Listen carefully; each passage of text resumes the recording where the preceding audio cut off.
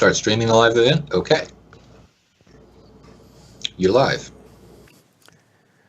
Your event is starting. So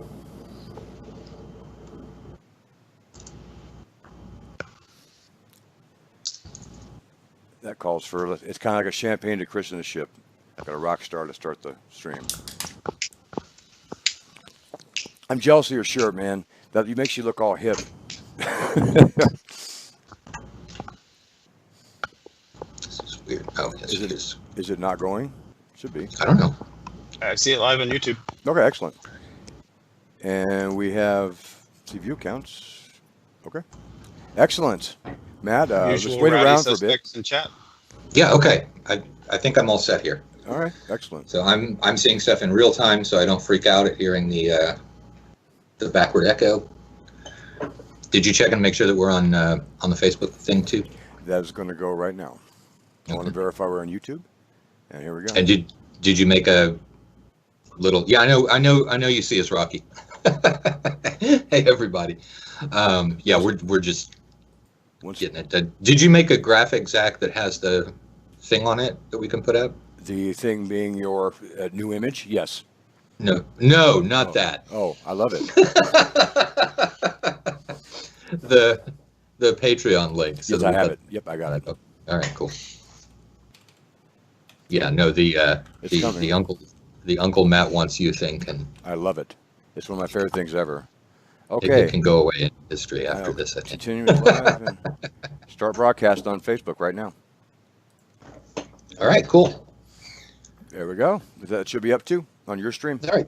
So, hey, everybody, although there's probably not anyone watching it on Facebook yet because it'll have to pop up and show people. I want to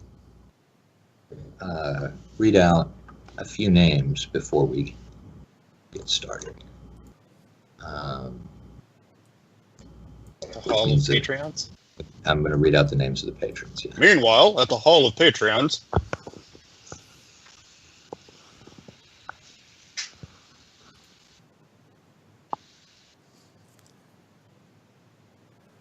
I think that actually the Hall of Patreons, that we should actually cheer them. A couple of them have actually been really helpful on the Patreon streams. It's been awesome.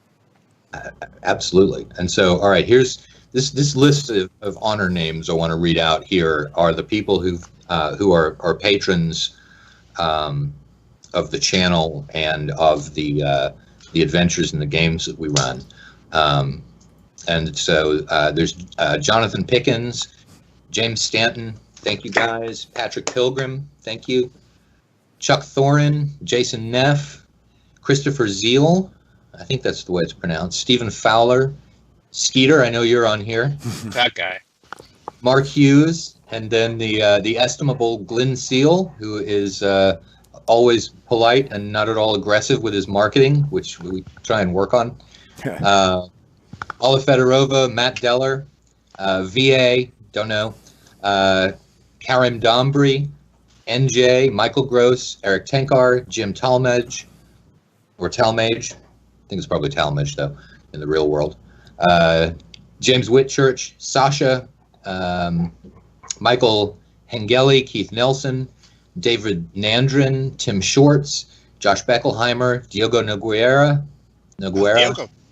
Diogo, yeah.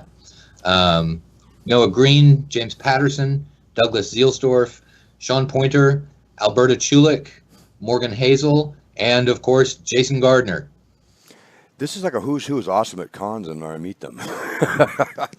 It is. It is. And so, anyway, that is the list of current patrons who have been supporting the channel since the get-go. And so let me get reset up to where I can see the chat room and everything. But I wanted to do that shout out. Actually, thank you everybody who actually supported the channel and the early initiative with the website. We have worked real hard, especially behind the scenes. I do a lot of the stuff. Matt talks to everybody and does hours and hours more than me, but without people giving us the support and shouts outs and shares, it wouldn't be possible. And I'm really starting to enjoy this work, and I think it's actually going to be important today. And so that gets us to the importance of today and why we're doing the video. And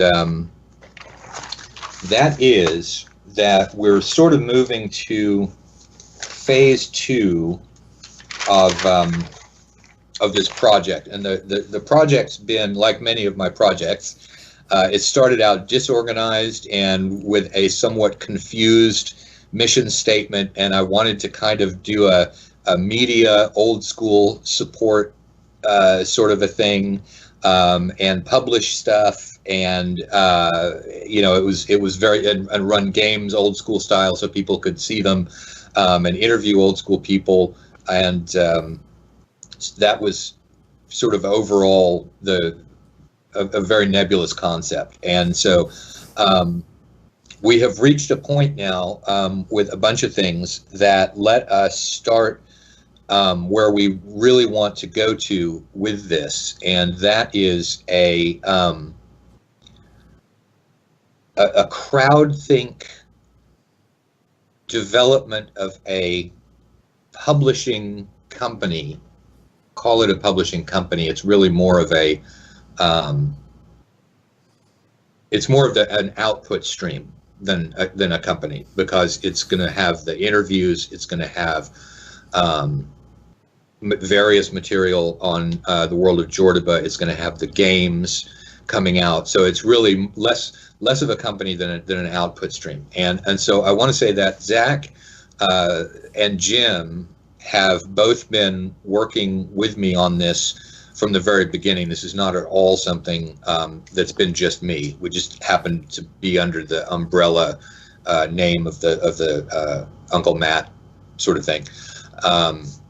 But it is the three of us, and that is, it's essentially a partnership in producing the cool stuff. And once again, I can't really call it a company because it's such a mix of.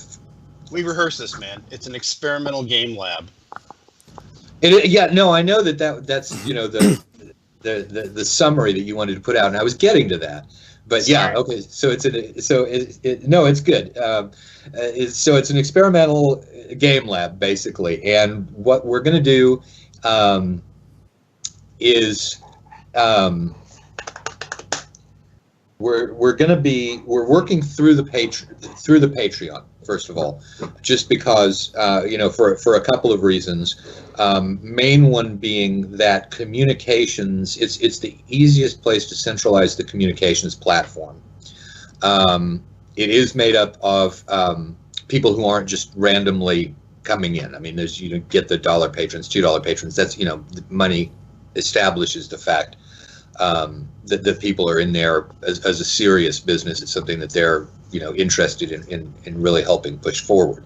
And so we're going to explain various things about what we have with the Patreon, but I want to start with the whole sort of infomercial special hard sell thing, and then we'll get to the actual more how we're working this crowd think on the company and the output. But this month, as it happens, we are coming out with a big chunk of patron rewards, partly because last month got pushed into this month because we had a delay with an artist on a cover. So this month there are two things coming out. One of them's already come out, and that is the Adventure Tome of the Iron God, which is, I think, about 54 pages long. So it's a big adventure, although it's also in a large comic book font. And we'll get to that, too, about why it's in a comic book font. And then the other one that's going to come out is the Player's Guide to the Jordiba campaign, which is the campaign that's been developing and evolving through the online games, both 5th edition and Swords and Wizardry, OD&D, along this time. And unfortunately, I also have my large dog making lots of noise in the background. So that's what the heavy breathing is. You should be happy it wasn't me. Yeah, heavy breathing from either one of you guys. And one of the things I want to say, Matt, is you mentioned hard sell, and I think that it doesn't really need a hard sell. We're going through the list of patrons that were there and the kind of people I see in the audiences for the shows. I think that what had come up yesterday as the final the idea about it being a lab is awesome. I think we have a chance to actually talk about games at a higher level as they're actually getting created in a way that I don't think anybody's seen. And when Jim suggested it, I thought it was suggested approaching that way. I was really excited, And I've seen a lot of games in the last 6 years, a lot, but it's actually a new thing. I'm just jazzed. Yeah, I mean, Game, it game definitely companies is. pop up like mushrooms all over the place all the Yes, time. So that's a what, point. what are we doing that's different?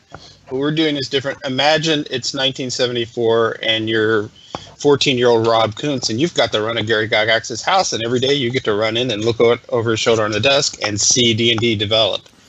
By inviting our patrons in to join our team, we're inviting you in to participate, both to participate and to observe us as we build this content.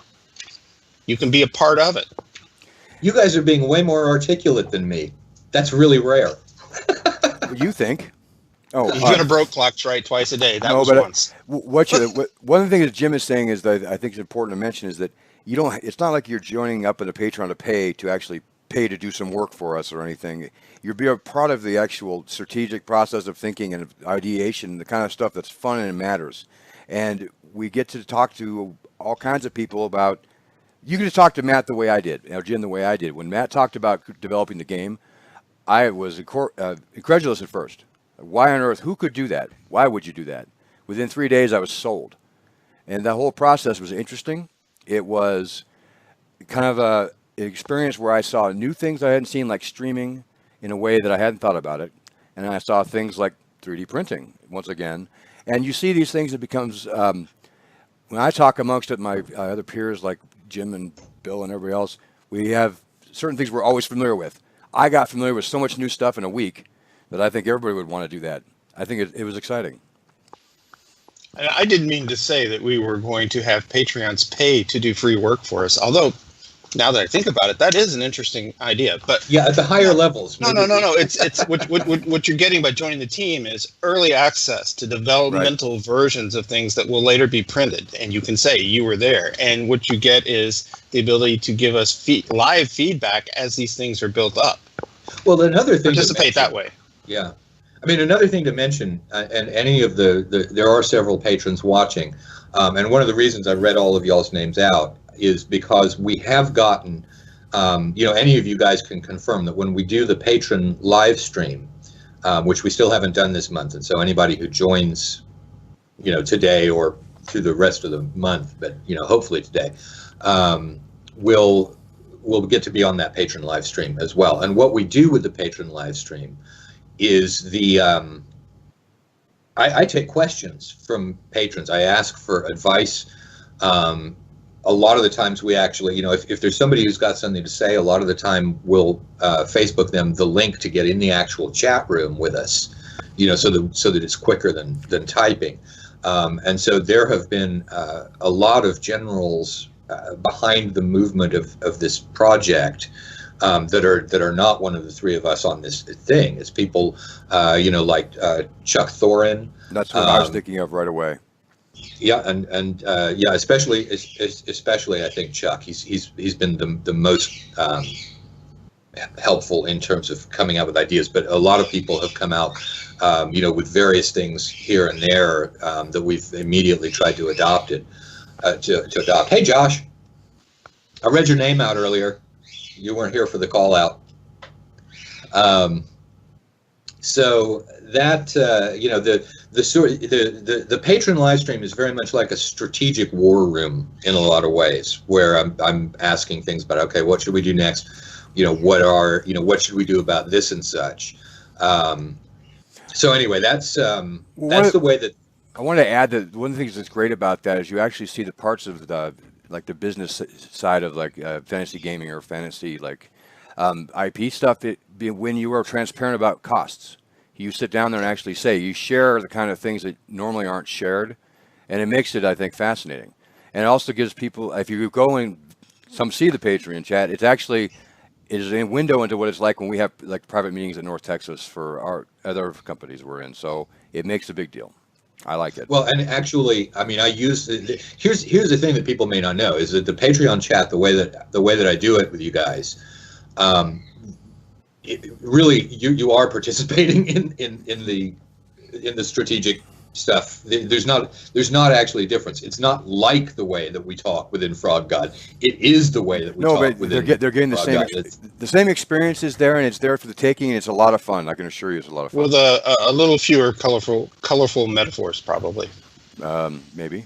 I think that's because people are restrained because they're on video, but we don't record them, so you can say whatever you want. We could. One of those. God damn it, Zach!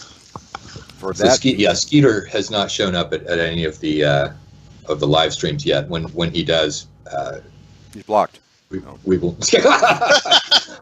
Well, see, there goes. That shows you the difference between your strategy and mine, Zach. Because mine was going to be, we're going to put him in the chat in front of everybody.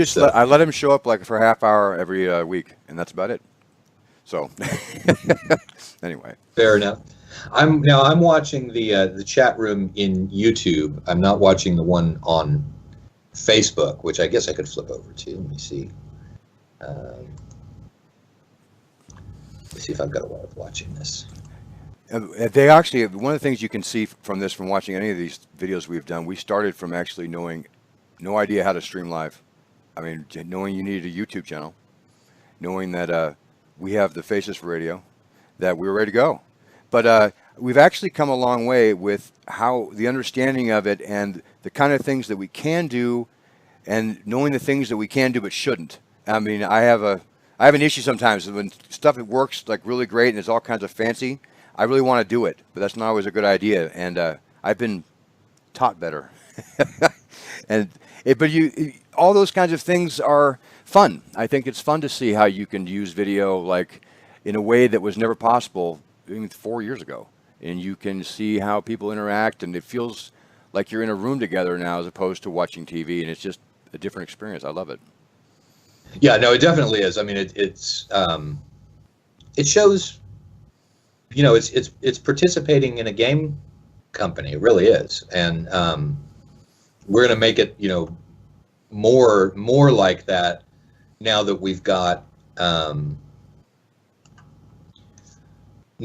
this set as being as understanding that is actually what we've been doing, and now we can organize things based on knowing that. And Bill Barsh is going to be a Patreon. Way to go, Bill. Hey, Bill, did he say that? Oh, he's fixing it. Awesome. Bill Barsh, thank you very much. And I also, speaking of that, I need to get Bill's son, Ben, on here, because Ben is, Bill also, publishes. But that's less exciting, given that he's the same age as us and all of that. But his son Ben runs a channel, and also is doing some of the publishing and the project management for Bill's company, and so that I want to get him on and talk some more. I can tell you this is that Ben, who is half my age, is the one who taught me how to think about doing streams, like the actual attitude and where to go and what you would do on a game stream, and he knew so much about it that I felt really dumb. And he was a great guy, and he's the kind of person I would have met through this that I wouldn't normally have met. I still feel dumb around him, but now for different reasons. I just like Ben because when I was his age, I had hair that made women cry too. Not anymore. His hair makes me cry now. So, one thing I want to also is getting onto call outs, and then we'll say again, what we're here for. But in terms of call outs, I'd like to mention Reaper Miniatures, because when they heard that I was doing this online game, they did send me some unpainted miniatures to use, and so I was both grateful and also shocked by that, because of course it increased the number of unpainted minis that I had in the house in the first place. But I've been using, they run into monsters every week, so Reaper, helped out there. So, kudos to Reaper, and also kudos to Fat Dragon Games, who have helped me out when I decided to switch over to doing 3D printing for the terrain rather than using the dental plaster terrain from Hearst Arts because it was so heavy. when I decided to switch over to the 3D terrain, Tom Tullis of Fat Dragon Games helped me out a great deal by giving me some files to work with, and also a lot of great advice about how to do it. Probably because he didn't want his terrain to look like crap when I printed it out and had it on a camera, that he decided he better help me. But so thank you very much to Fat Dragon Games as well. And so that's the first set of shout outs of the patrons, and then of the companies that have backed us and helped us out a lot. We should run credits at the end of the live games, like Streets of Joe, courtesy. Well, we should actually thank the players in the live game, to be honest with you, because they've. Yes. I know it's tough to have to spend a lot of hours playing a game, but it actually is a different experience when you're playing one for a stream. And they show up every week, and they've done things that horrify me. I know these people, and they've done questionable things. But it's been great to watch and fun to happen. But they have taken their time. Yeah, exactly. No, they spend their time, and they put up with some frustrating experiences to get it rolling and to make sure they can do the stream the way you wanted to do it, because you picked the hardest way. But they're there, and I think I usually do. I know. I wasn't going to say. If it could have been harder, you would have found a way. Yeah. No, but it's great and it's fun. But I've never laughed so loud with the Toe of St. Muriel. I mean, I have memories of your game as if I played it, and that's a whole different experience. And it's been great, and I think they are owed a great big thank you from us, because they kept showing up. There were a couple times if I was in the game, I'd been like too embarrassed to come back. So let's list the players, and I'm going to list Skeeter first because I always forget him. I think I put him in the shelf of people that I couldn't possibly forget, and then forget him. So it's a kid you cross-examined. I know, right? We've got so there's Skeeter, Alla Fedorova, Elizabeth Stewart, Mr. Wampler on the screen is one of the players. Then we've got Shane Noble, who has, over the course of this call, has messaged me twice to ask what the dimensions are on the house that they just got hold of in the Grim Quarters. So Shane is busy gaming. Dude just needs his map, man. This. Yeah, he does. Shane is a map fanatic. Did I catch everybody who's in the? Jim Hazeltine is the other one in the original D&D group. And then for the 5th edition group. Again, we've got Alla Gaming in that one. We have Emily Lutringer, and we have Ian McGarty. And my heartthrob, Gabe. Don't forget Gabe. Yeah, poor Gabe. That's right. You can't forget Gabe. He's my favorite. and Zach the brains Smith. of that whole outfit, because he knows when to run away. Well, yeah, that party is still, I think, headed toward total party kill suicide, self-inflicted total party kill. I think that's how they start out every single adventure. But I think it's like Thelma and Louise, but there's 5 of them. I know you know how it ends. No. Yep. I did say Liz Skeeter, but I said Elizabeth, which is probably why you didn't. Yeah, or when they stuffed the eye into the genie. Yeah. No, and so that's many hours on the channel as the games, and they are a different experience. It takes so many people. The man hours per game is significantly bigger than the interviews, but the prep time is much smaller, right? For the interviews, the prep time is. Yep. Yeah. So I mean, but it's a cool combination. And then I have some fool that I'm on with a half hour a week now, and we talk about old games because we're old. Oh, dude, that's a good show. Thanks. So once again, for people who are coming in on Facebook, I'll give just a real quick synopsis of what we're doing here. Uncle Matt's D&D Studio, we're sort of what we've been doing, but what we're orienting towards now with the knowledge of what it is that we're doing is an experimental game laboratory. There you go, Jim, because that's Jim's phrase that he likes. And it's a good phrase. And let's get to the free stuff. Don't forget the free stuff. Okay, I'll talk about the free stuff too. But anyway, made me lose my train of thought. Okay, you said free. That's why. So we're getting so all of our pay. Yeah, I know. It's like I got derailed as soon as I heard free. The Patreon is sort of the command and control center for this, but we're getting advice and information and help from the patrons and in creating what's basically a game company. And so you're sort of seeing it from the point that you start out, when a game company starts out, what it looks like. You're part of the whole discussions about it, as we've been doing in the live streams. And it was Jim that pointed out that that's kind of like looking over Gary Gygax's shoulder, right at the beginning of D&D, that, here we're at the very outset of a company, we're at the point now where we're beginning to publish stuff. And that, people. Like what kind of stuff, Matt? not that any of us are Gary Gygax, but you know what I meant. Well, that's a good point. Yeah. All right, Bill. I feel more Bill like a neighbor. Our 34th patron. So They're bidding on my T-shirt. Yeah, they're bidding on your. Is my wife in the chat? Oh no.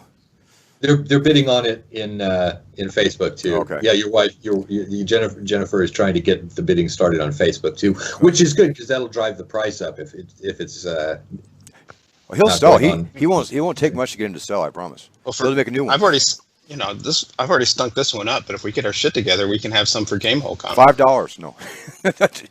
Sorry. New. But okay, well, if everyone likes the T-shirt that much, we'll talk about it. I won't make a promise on here because I've learned not to that Zach has to approve all promises made to That's people. not true here. That's true elsewhere. I'm on vacation here right now. I said maybe we will. Yeah. Talking about what we're publishing, okay, and the free stuff. First off, anybody who joins the Patreon within this calendar month of September will get a PDF copy of Tomb of the Iron God, even though technically it's already been sent out to the patrons who are going to get it. And normally we do not. You don't get a back catalog when you join. Which is fine because most of the things are interim pieces. It's like a zine. So you for $5 as a patron, you're getting Tomb of the Iron God, which is a retail price of $6.99. So you're winning there in the first place. And then also we're going to be coming out with a player's guide to Jordiba, which is also, I think it's about 53 pages long, about the same length as Tomb of the Iron God. We're developing a setting from a game. We're developing a setting, yes. As if you made a game at home and streamed it. No, we're making an entire setting that's going to be a commercially viable product, we believe.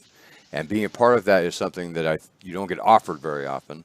I was fascinated by these things until I did it. Now I still am fascinated about it, but I'm also a little more cautious. But it's a fun experience, and it's like the patron chats. The interaction is great.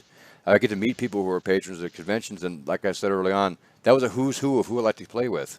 It's good stuff, and it's a lot of fun to do. Hey, Jake, thank you very much. Every time I see Jacob on there, I don't connect with the Jake from conventions, but thank you, Spoon? Jake. Big Spoon? Ah.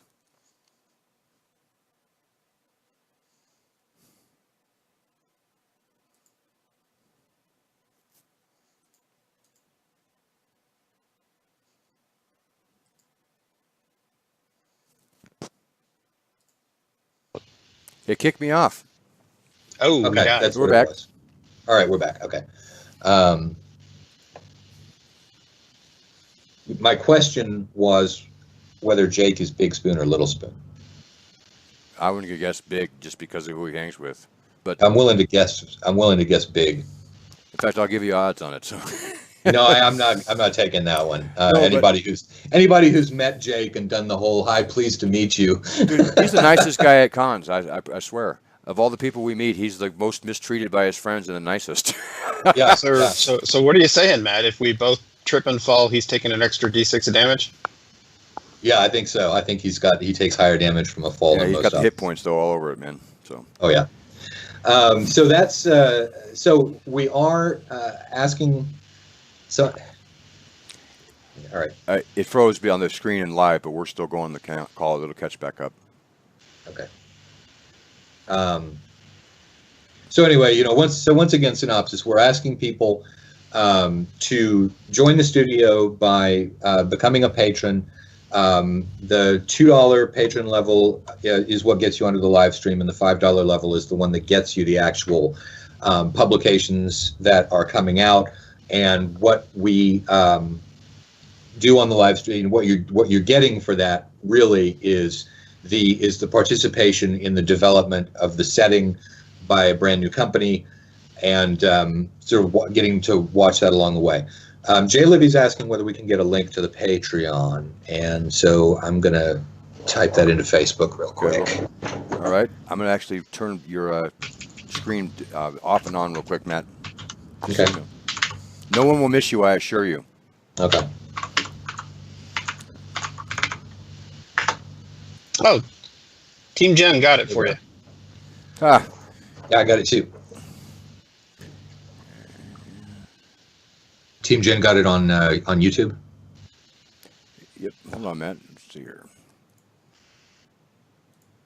Yeah, it's also the giant text on the Facebook screen, but it's not a link.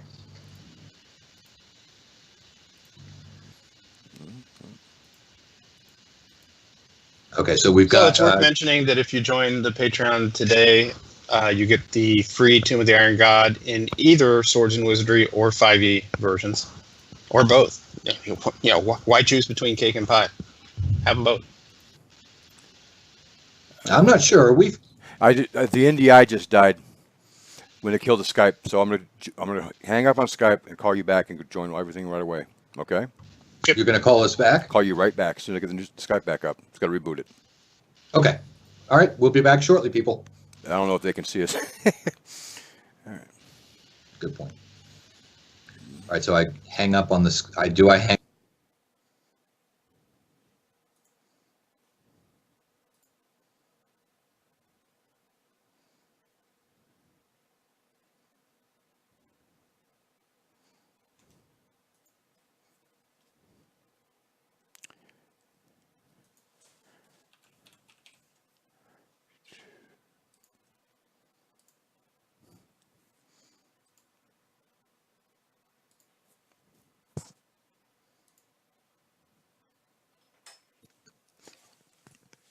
I know. Awesome. Can you hear me? I can talk bad about them, so.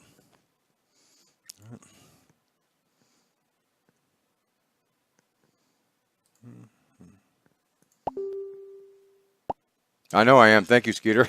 I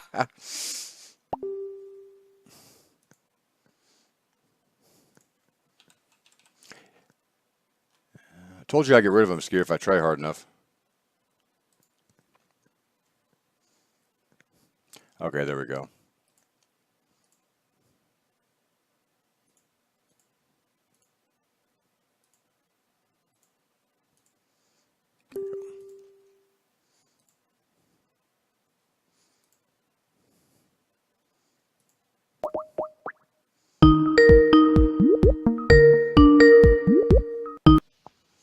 Welcome back, Jim.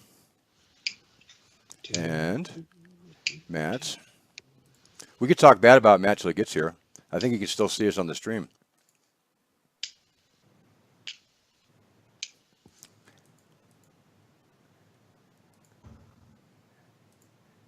There we go. Okay. All right, excellent. And there's Jim. He's back. And It was bound to happen. Bound to happen.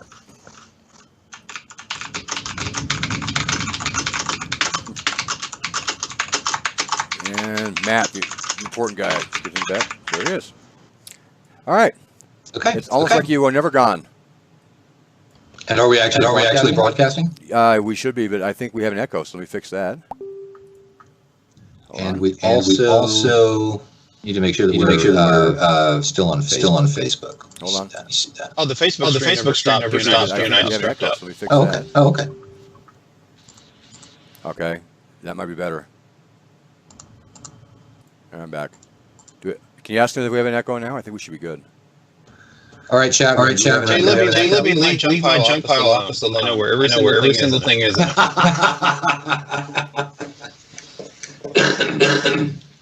All right, so we're back together here. And all right. I'm going to step away for a moment. Jim and Zach can articulate what we are doing here because they do a better job of it. than I have. So explain the concept and what we need people to pledge to the Patreon. You know, it's more complicated. What? You're getting echo. What? Fixing it. Hold up. Were you listening to a thing I said? Nope. Who's echoing? Both. Mm. But I'm not now. But I'm gonna add you guys back in. Hang on. All right. Oh, you just ended the video, didn't you? Just the Facebook one. Putting you back on now. First, I'm gonna get you into here. Well, somehow I just jumped to an Obama event rally. Now, see, I'm still getting you echoing on YouTube. Hold on. Oh, this is that expert thing you had to show you did. Hold on, Matt. I'm muting you there, Jim. Okay. Matt, we've said everything we probably said. Just join the team. Yeah, we do, but Facebook, and so more people may see it and join in listening to it. So I'm thinking we do a couple of basically repetitions. There we go. Repetition strengthens and confirms usually, but I don't know about live stream. All right. So hey everybody, although there's probably not anyone watching. Okay, I'm adding you back in now. Ready?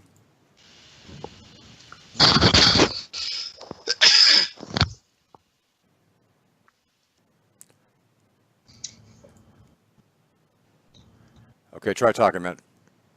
Okay. I'm trying to talk. Doing a great job of it, actually. Try again. Is that enough, or should I say more? That's better. All right, I'm saying more. Everybody hear me? Okay. So I think we're set back up again. I'm not seeing us yet on the Facebook thing. I'll get Jim in and we will. Yeah. There's a lag. And Uncle Matt's. Anybody can hear me. It's Uncle Matt's RPG Studio. yeah. Is anybody out there? No, here we go. All right, Jim, speak. Hello. Okay, so since or if we're back, you guys explain the concept of what we're doing. I'll be back in just a second.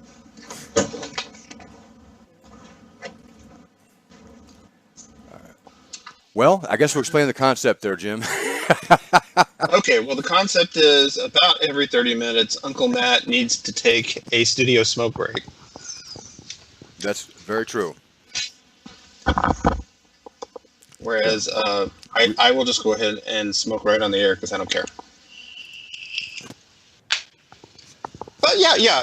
I mean, it's what's happened and what Matt did a good job of identifying up front is this has been an evolutionary process that started as a internet media aggregate site for the gaming community, evolved into him doing interview shows and live actual play live streams, and then campaign building for the weirdling world of Jordoba. And now that we've had all that experience, we're gonna get it organized sensibly and take advantage of, it's the TSR analogy. We don't all have to live in Lake Geneva and be in the Castle and Crusade Society to see the early stages of the Jordoba campaign build. You can be a patron, join into team, and watch over our shoulders and give us feedback and get free early access preview versions of things before they go out into print.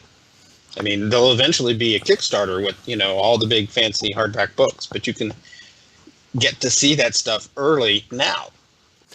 And actually, that's the part that's fun because when you see some of Matt's early ideas, we didn't want to get to do because the situations changed or we didn't read like the hobby as well as we thought we did for how we visit websites and what we do for, I guess, online fun. Matt, though, adjusted quickly, and we do this here. It's just going to be the same with the campaign game. Some things we'll talk about a lot, we'll work on for a week, 2 weeks, and then realize, hey, someone's going to make a suggestion or they give us something new. And you do that all the time. I think Jim can attest to this. I mean, we can work really hard on something and you realize the faster you realize you're doing it the faster you realize you should go a different direction, the better off you are. That's actually that's collaboration.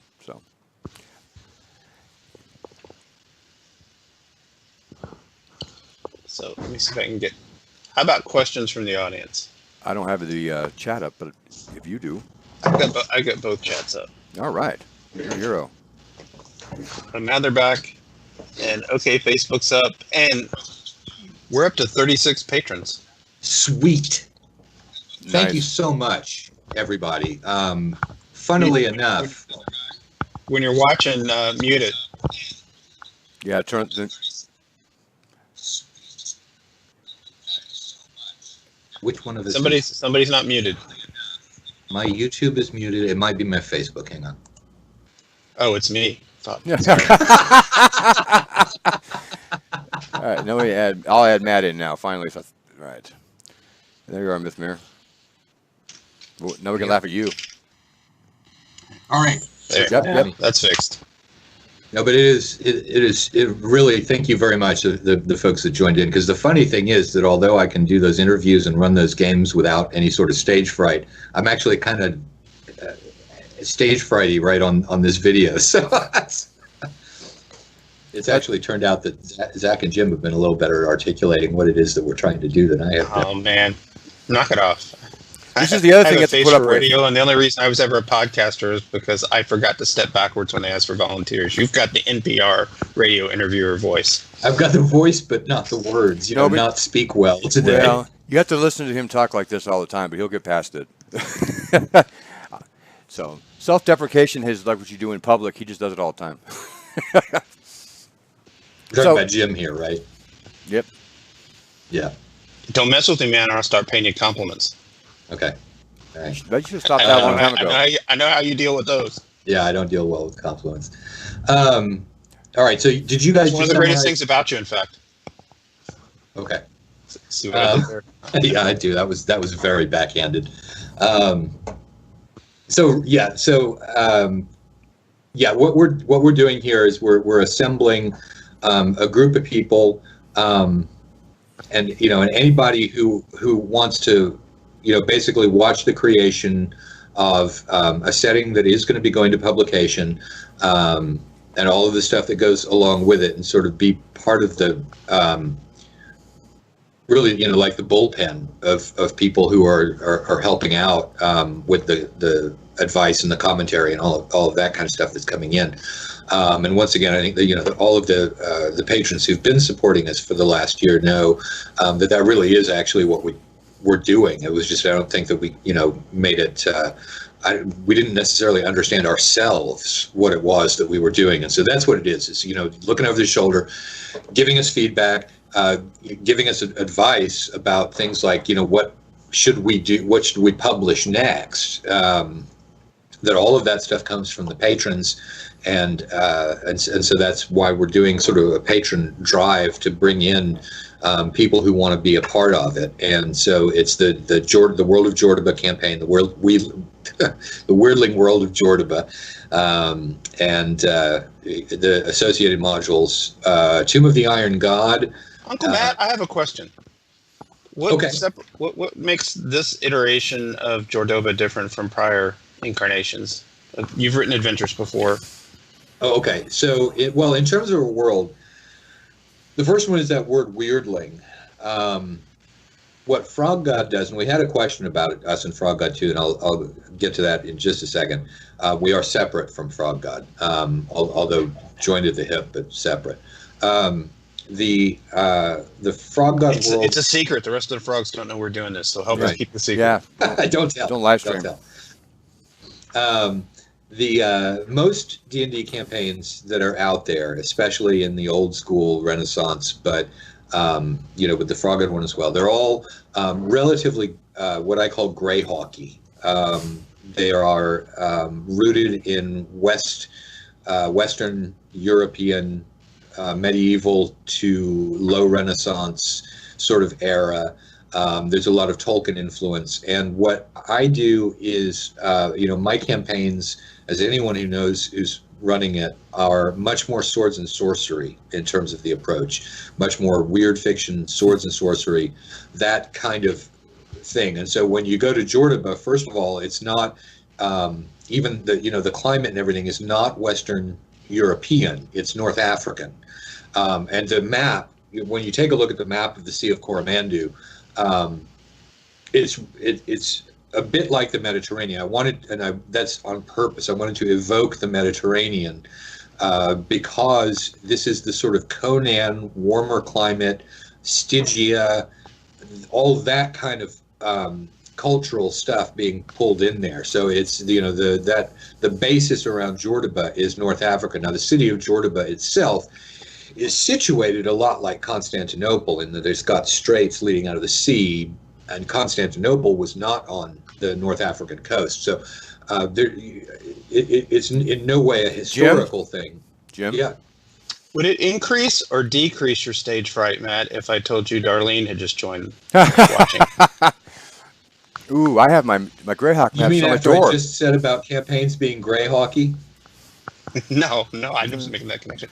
But It would not. Yeah, that sort of North African fright. Yeah, Mediterranean swords and wizardry echoes the swords and wizardry comic books that came out in the 70s and 80s too, right?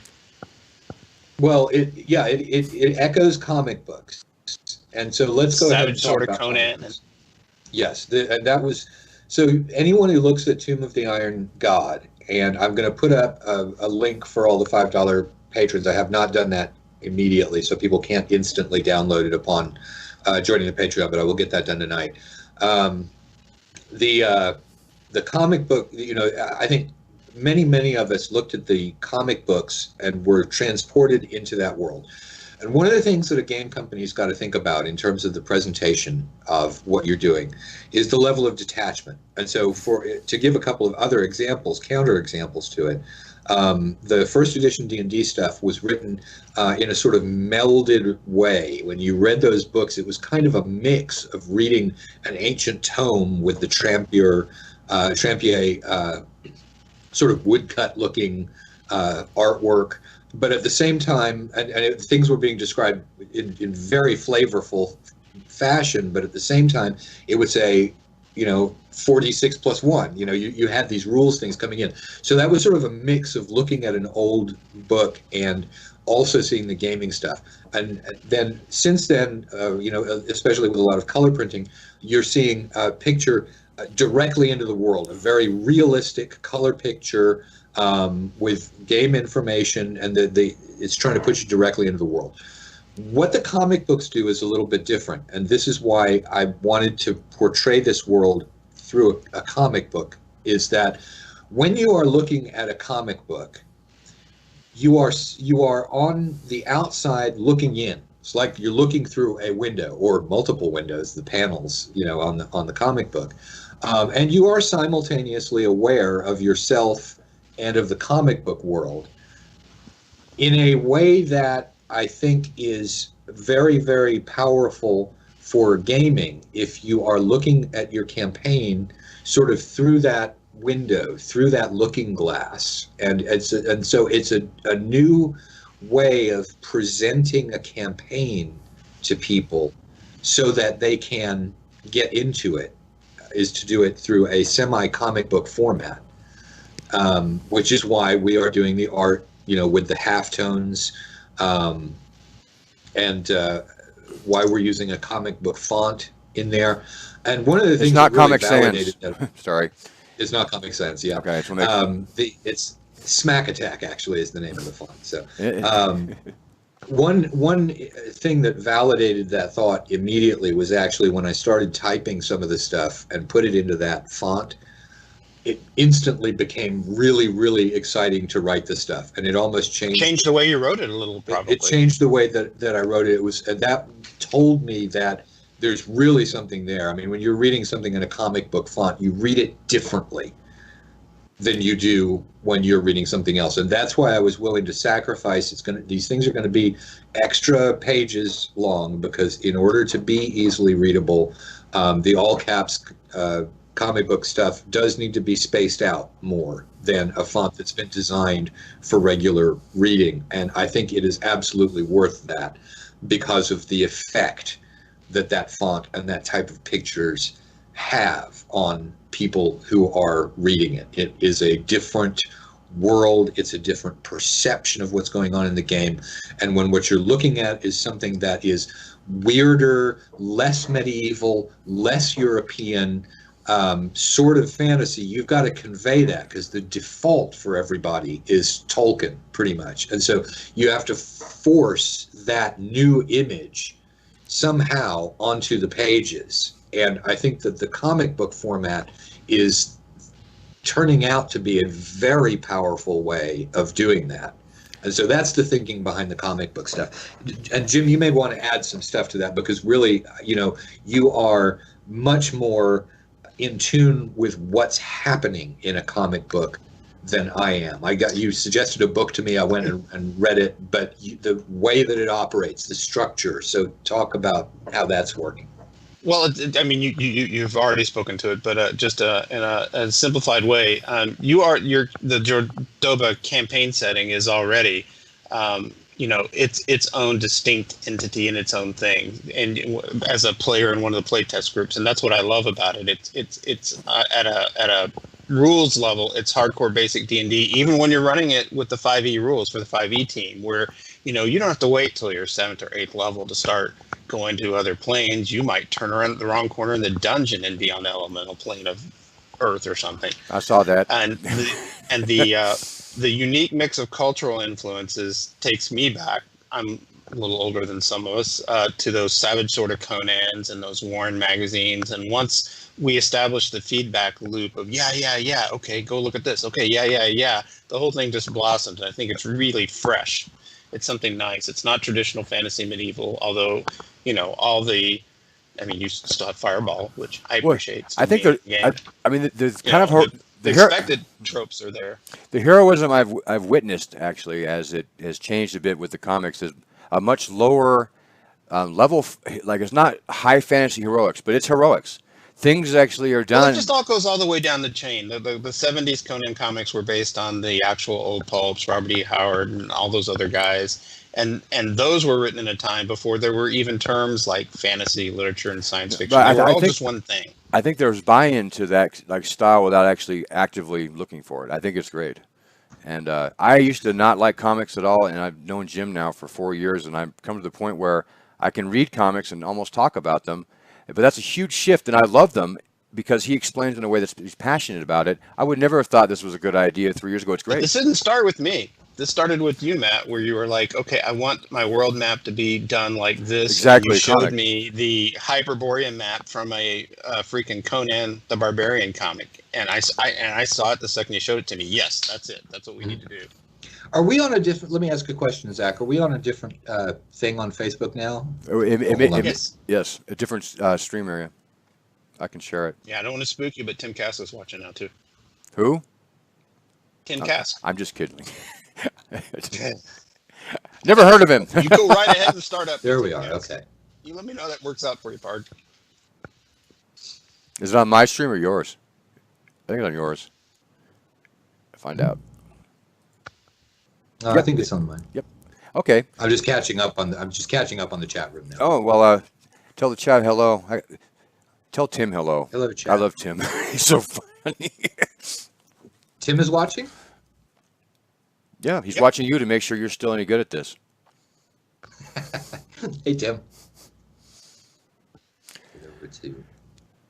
One of the things is that when I do have to shift around screens, I zone out. So everybody's got their cup of tea. If you're into Pathfinder, that's great. If you're into more traditional forms of European medieval fantasy, that's great. But this is new and this is fresh and this is exciting.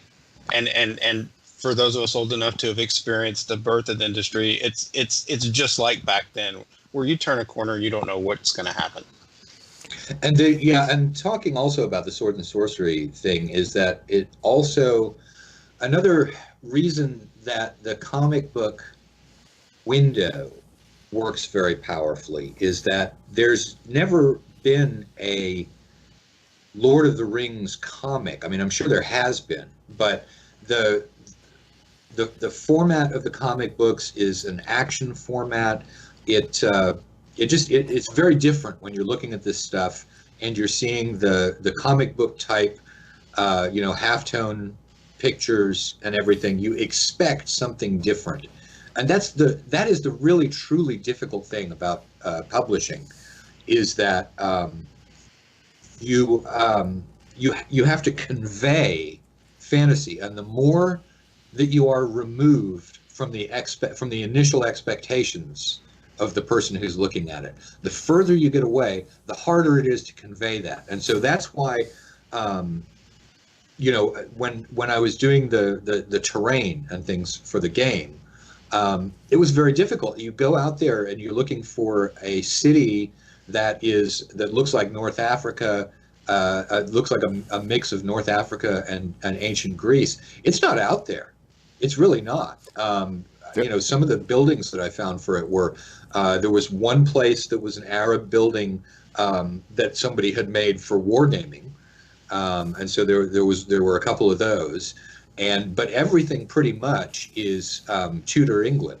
And I found another couple of places that have got the earthenware tiles, but that's all the way through. I was trying to be like when we were doing it through the game, trying to convey this campaign. And I think that now that we're talking about the art and the writing, using that comic book format, it works, and it works in a way that I didn't expect it to, and I think people are going to really like it. So that's the thing. Tim Kask is asking, do they give you money? And so, Tim, yes. What you do, yes, you do. Yeah. Is you go to patreon.com, you set up what's called a Patreon, and then people will people sign up and they give you money every month. So that you can use that to fund Curmudgeon in the Cellar. Curmudgeon in the Cellar, incidentally, is Tim Kask's talking to you video channel. If you're watching it on YouTube, you'll see it as one of my featured favorite channels over on the side. And you can, not now, but you can click on that link and go see Tim talking. And which is worth it anywhere you are. Good stuff. Sorry. Yeah, I highly recommend, if you want to just sit back and listen to somebody do a combination of telling old stories and grumbling about what's going on now, and giving insights into the way that several different games are played, not just D&D, and about and also about what the industry was like back in the day. Tim covers a lot of different topics there, but that is one great of the channels to watch. It really is. It's about a 7-hour drive from here to where Gary Con is. And Tim's episodes are about 30 minutes apiece. So if you watch 14 of them, you've gotten the same thing I get when Tim and I ride up to Gary Con. Except that you've got to 7 hours in a row. Drive. Yeah. So anyway, binge watch if you want to reproduce the Jim full Wampler experience and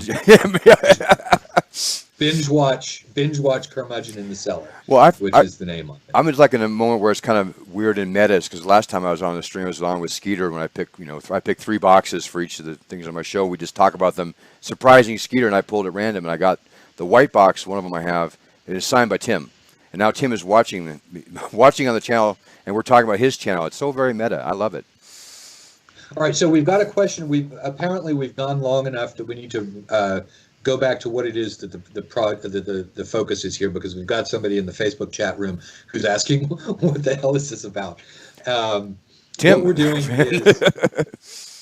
We're not doing the best marketing job, because somebody in YouTube asked, what's the name of this new company? Well, it's Uncle Matt's RPG Studio. Right, exactly. We probably should have led with that. Yeah, probably should have. But, we do things our own way. It may not be the best way. It's usually not. But we do things our own way. So what we're doing here, for anybody who just joined, is that we're talking about the creation of Zach. Take that off the fucking screen. That wasn't me. It was Jim. Okay. What we're doing here is we are starting a sort of a game company, which is really more of a game project, and we've had it going for a while, but we're stepping it up. Lab. It is an experimental game lab, but I was going to say that it's called Uncle Matt's RPG Studio, and what we are doing here is the patrons who are in it, and we've had patrons for a year, are going to be giving us the advice and seeing what's going on as we move toward publication on various things that are the world, the campaign world of the World of Jordan, the modules that go along with it, the monster books that go along with it. It is being done in a sword and sorcery comic book sort of format, or at least as close as you can get to that with game rule books. And just getting the feedback from the patrons, and as Jim says, it's like looking over the shoulder back in the day and seeing what was being done at TSR.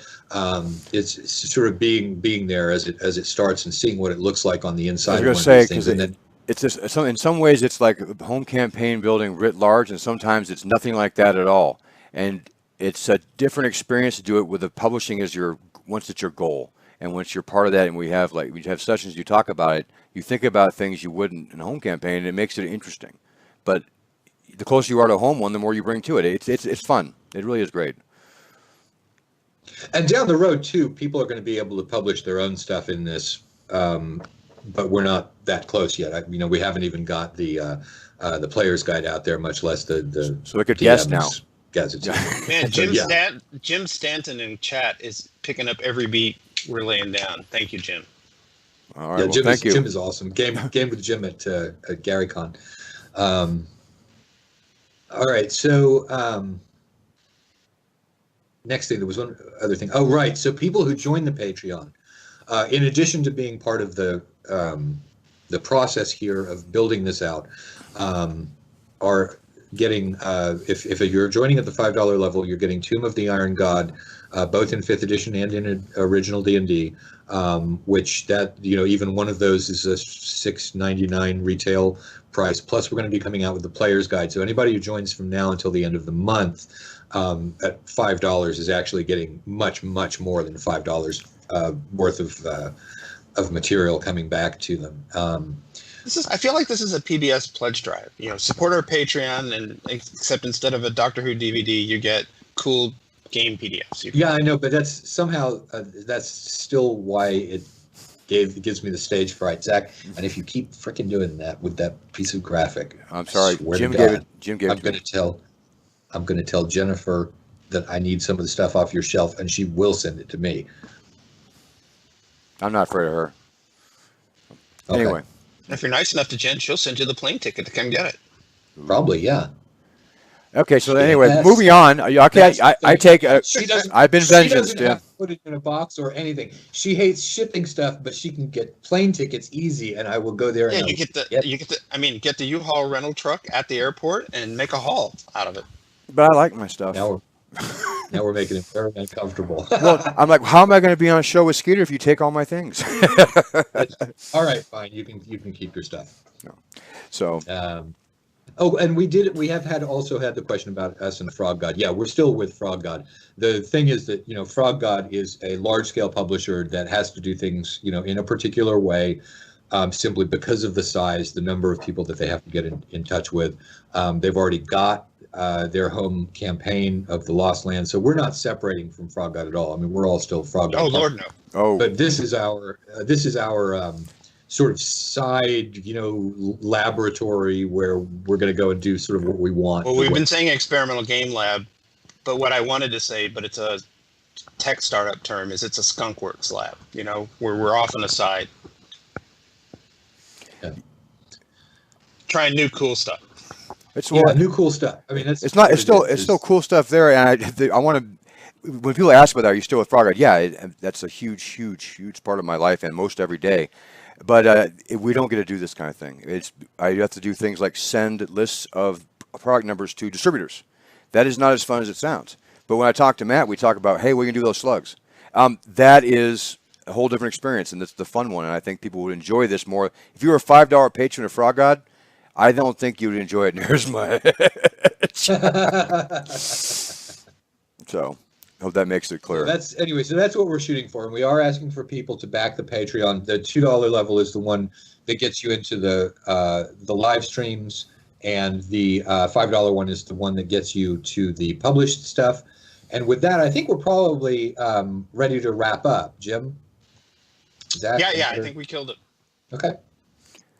Well, awesome. Very good. Well, thank you very much for those that pledged to the Patreon, and thank you for watching. Even if you didn't pledge, and especially if you're one of the patrons that's been with us all this time, thank you so much. And you'll hear more from us later. And if you do wind up signing up later after the stream is over, please let us know, because we want to sing your praises. Honestly, it's going to be a great time, but it's the support that you guys give us that makes it possible. So thank you very much. And we want to send you a link to a free PDF download too.